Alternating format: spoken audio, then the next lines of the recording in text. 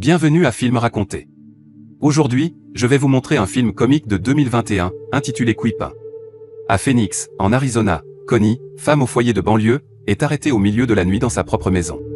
Alors qu'elle abandonne sans combattre, elle se souvient comment tout cela a commencé il y a des mois.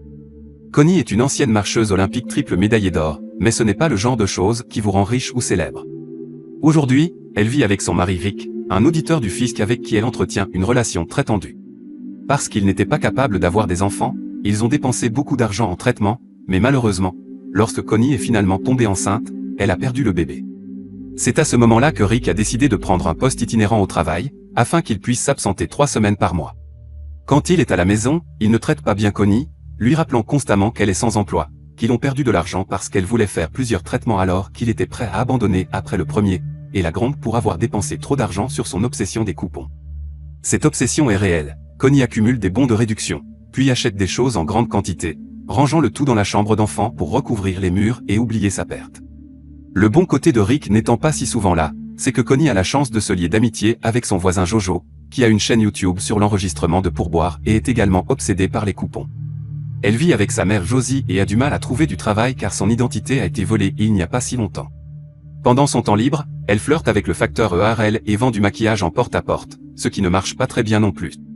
Chaque fois que Connie va au supermarché, elle donne au caissier grec des dizaines de coupons pour son achat. Cela retient la file d'attente pendant un certain temps, mais cela signifie également que son dernier billet passe de plus de 100 $ à 16.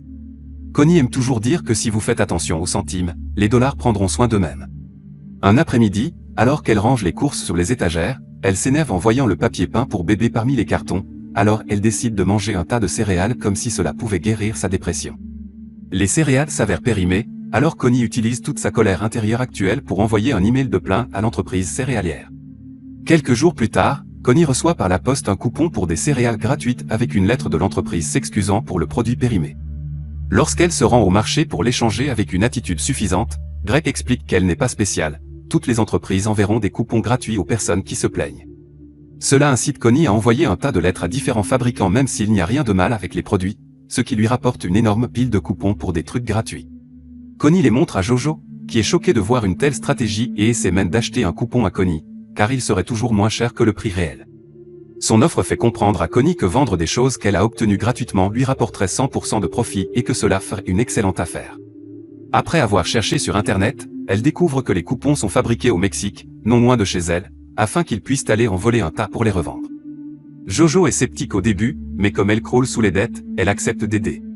Pendant ce temps, au Nevada, l'agent de prévention des pertes Ken fait son travail sur un marché local. Lorsqu'un caissier a des problèmes avec un bon de réduction, il le vérifie et se rend vite compte qu'il s'agit d'un faux. Le directeur demande s'ils peuvent quand même l'honorer car la vieille dame est leur cliente depuis des décennies, mais Ken refuse car les règles sont les règles. Les manières de Ken sont incroyablement pauvres, ce qui lui vaut des insultes de la part de la vieille dame. Une situation similaire se produit plus tard lorsqu'il prend l'avion pour rentrer chez lui, une mère lui demande s'il peut changer de siège avec sa fille afin qu'elle puisse regarder l'atterrissage pour l'aider à se calmer, mais Ken refuse comme un connard, disant que c'est une leçon importante à apprendre pour l'enfant. Lorsqu'il arrive enfin dans son appartement isolé de l'Utah, Ken crie à la télévision de frustration. Le lendemain au Mexique, Connie et Jojo se rendent à l'usine de coupons et regardent les employés terminer leur quart de travail. Ils décident d'approcher Alejandro et Rosa, un couple qui enfreint déjà les règles mais qui n'a pas l'air trop dangereux. Le duo suit le couple avec la voiture et pense qu'il est sur le point de se faire cambrioler, mais après que Connie et Jojo aient précisé qu'ils sont là pour aider, ils sont les bienvenus chez Alejandro pour discuter un peu. Il s'avère que Rosa est enceinte et que leurs salaires sont une blague, il est donc facile pour Connie et Jojo de présenter leur offre, si le couple leur vole des coupons, ils les revendront plus tard aux États-Unis et partageront une partie des bénéfices. Alejandro n'est pas sûr que ce soit une bonne idée, mais Rosa le convainc de le faire pour le bien de leur bébé. Faire un plan n'est pas trop difficile, l'usine est divisée en impression, où travaille Alejandro, et rédemption, où travaille Rosa. Chaque partie ne sait généralement pas ce que fait l'autre. Avec chaque coupon qu'il imprime, il y a toujours un supplément qui est censé être détruit, mais Alejandro peut expédier ces suppléments à Connie et Jojo lorsque leur camion effectue leur distribution aux États-Unis. Il n'y aura aucun problème à la frontière, car ils ne verront qu'une boîte contenant des coupons, et non des activités illégales. Quelques jours plus tard, le duo reçoit sa première boîte avec des coupons, alors il crée un site web simple pour les vendre et en faire la promotion sur la chaîne de Connie. Leur entreprise devient rapidement un succès, leur rapportant des tonnes d'argent, mais les supermarchés commencent bientôt à s'en apercevoir aussi. Ken reçoit des dizaines de lettres et d'appels téléphoniques de responsables se plaignant de tout l'argent qu'ils perdent. Il entame donc une enquête approfondie jusqu'à ce qu'il puisse trouver un numéro de carte de crédit derrière l'un des nombreux achats effectués avec ses coupons. Après 11 jours de travail, Ken va voir la femme au foyer qui a utilisé ce coupon et découvre le site web qui les vend, promu par une fan noire sur YouTube. Lorsque Ken retourne au bureau et ouvre le site web, il trouve la devise « Si vous faites attention aux sous, les dollars prendront soin d'eux-mêmes ». Pour en revenir au duo, ils sont mécontents de constater que leur compte PayPal a été gelé car il a reçu trop d'argent trop rapidement. Pour le dégeler, ils doivent prouver qu'il exploite une entreprise légitime. Ils ne savent pas comment faire cela correctement, alors dans leur désespoir, ils décident de contacter Tina, qui est une hacker célèbre sur le dark web. Tina les réprimande pour avoir fait la promotion de cela si librement, car tout peut être retracé jusqu'à eux, après avoir supprimé les vidéos de Jojo. Elle explique qu'ils ont besoin d'une façade pour leur entreprise afin qu'ils puissent nettoyer leur argent. Ils obtiendront un tas de fausses pièces d'identité, des comptes bancaires et une cachette dans laquelle travailler. Ils doivent également attendre 6 mois avant de dépenser leur argent afin que chaque connexion qu'ils ont établie avec leur vrai nom ait le temps de disparaître. Après avoir accepté que Tina obtienne 10% pour son aide, elle leur donne une clé USB cryptée spéciale pour qu'ils conservent leurs fichiers importants. Grâce à la réflexion rapide de Tina, il n'y a plus d'indices sur Internet que Ken puisse suivre. Il se rend au FBI et se fait dire qu'ils vont examiner la question. Mais en fait, il trouve qu'un problème avec les coupons est risible. Alors il renvoie l'affaire à leur employé de bureau le plus bas, Albert. Puisqu'il n'a rien de mieux à faire, Albert accepte l'affaire. Utilisant la marque de cosmétiques de Jojo comme couverture et les fausses pièces d'identité de Tina, l'escroquerie par coupon recommence à devenir une entreprise très rentable tandis que Ken laisse des messages au FBI tous les jours. 6 mois plus tard, le duo est prêt à dépenser son argent, mais ils se souviennent que Tina a dit que c'était ça, alors ils doivent d'abord le nettoyer. Se souvenant d'une histoire de Rick à propos d'un de ses clients, Connie décide qu'ils doivent acheter beaucoup de choses chères pour les revendre plus tard, et l'argent de ces ventes sera considéré comme propre. Après avoir convaincu toutes les banques de leur donner l'argent en espèces parce que c'est pour embaucher des personnes pour leur entreprise de cosmétiques, Connie et Jojo partent pour une virée shopping incroyablement chère. Ils achètent des voitures de sport, des bateaux, un avion privé, et même des armes à feu. Ensuite, ils font un voyage à Las Vegas, où ils discutent de leurs projets futurs. Jojo paiera l'hypothèque de sa mère et Connie veut réessayer le traitement de fertilité. Pendant ce temps, Ken reçoit enfin l'appel du FBI qui l'attendait. Albert l'informe qu'il ne peut rien faire sur Internet car un expert a supprimé toutes les traces de cookies, mais comme les coupons sont envoyés par l'ancien courrier ordinaire, il enverra quelqu'un qui pourra réellement l'aider. 2 jours plus tard, Ken rencontre Simon, un inspecteur des postes. Simon accepte l'affaire et demande à Ken de commander des coupons sur le site web afin qu'il puisse bien examiner le système. Lorsque l'enveloppe arrive quelques jours plus tard, Simon remarque rapidement que l'enveloppe indique qu'elle vient du Kansas, mais qu'elle vient en fait de l'Arizona grâce aux numéros spéciaux sur le timbre en ligne. Il s'envolera bientôt pour Phoenix et accepte d'emmener Ken avec lui puisqu'il connaît déjà tous les supermarchés de la région. De retour à Connie, elle prend rendez-vous à la clinique de fertilité et emmène Jojo avec elle pour obtenir de l'aide car elle n'a pas dit à Rick qu'elle faisait ça. Le médecin informe qu'il s'agit de sa dernière injection, alors Connie décide d'utiliser la semence d'un donneur au lieu de celle de son mari. Plus tard dans la soirée, Tina les recontacte pour savoir où est allé tout l'argent et se met très en colère lorsqu'elle entend leur raisonnement car ils ont passé à côté. En utilisant la marque de cosmétiques de Jojo, ils avaient déjà nettoyé l'argent. Maintenant, ils doivent vendre tout ce qu'ils ont acheté dès que possible et le mettre à la banque en petite quantité par jour. Lorsque Rick revient de son dernier voyage d'affaires, il remarque la nouvelle télévision que Connie a achetée. Alors elle lui dit qu'elle a obtenu un emploi dans la vente et qu'elle n'utilise plus de coupons. Cela plaît beaucoup à Rick, qu'il appelle une nouvelle épouse, ce qui fait que Connie est même sûre de suivre le traitement avec la semence d'un donneur. En attendant, Ken et Simon interrogent tous les caissiers de la région, demandant s'il y a des clients obsédés par les bons de réduction. Lorsqu'ils arrivent à Greg, ils trouvent les informations dont ils ont besoin. Il ne connaît pas le nom de Connie, mais il leur donne sa description et mentionne sa devise à 2 sous, que Ken se souvient avoir vue sur le site web. Le lendemain, ils se rendent au bureau de poste local pour voir si l'un des travailleurs sait quelque chose sur une blonde en coupon. Personne ne se souvient de Connie, mais lorsqu'ils entendent le mot bon de réduction, ils se moquent de ARL parce qu'ils regardaient toujours les conseils d'épargne de Jojo sur YouTube.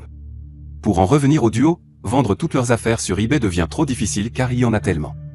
Lorsqu'ils vont dans un café pour boire un verre, ils trouvent 2 hommes d'un club de tir, alors ils obtiennent l'adresse de leur club et le visitent plus tard avec toutes leurs armes à vendre.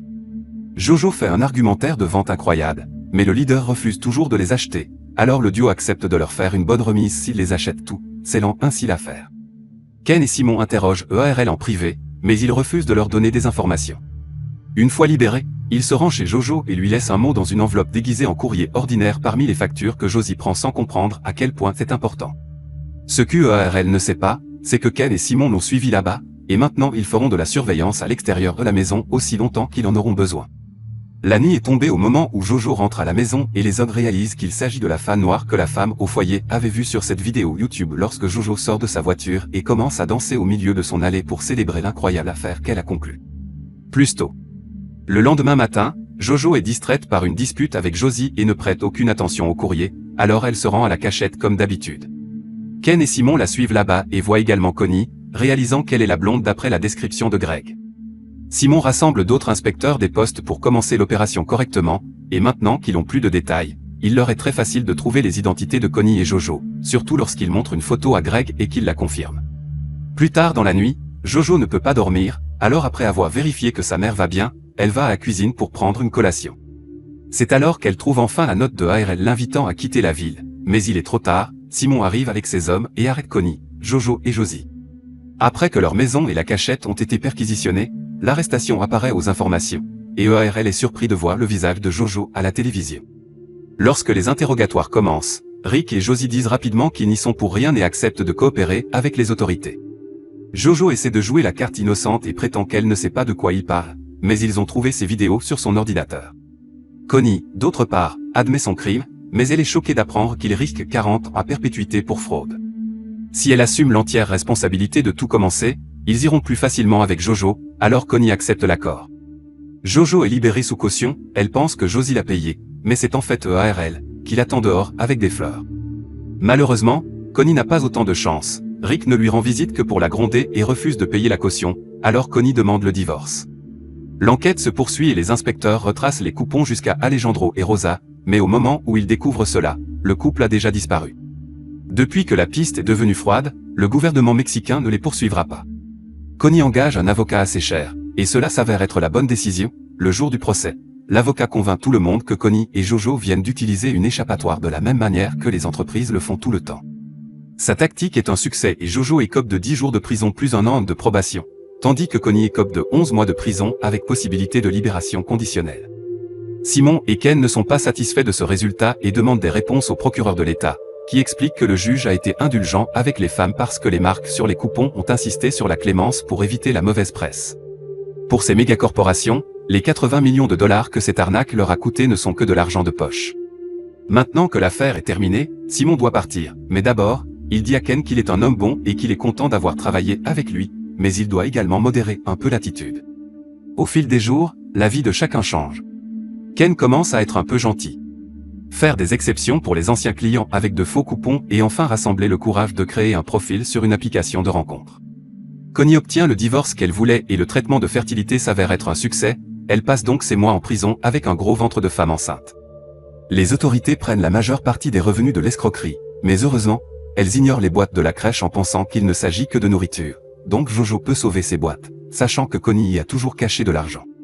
Après s'être réunis avec EARL, Jojo et lui déménagent au Monténégro, un pays non extraditionnel, pour lancer une nouvelle arnaque sous une autre marque de cosmétiques, attendant que Connie vienne quand elle sera enfin libérée pour qu'ils puissent à nouveau travailler ensemble.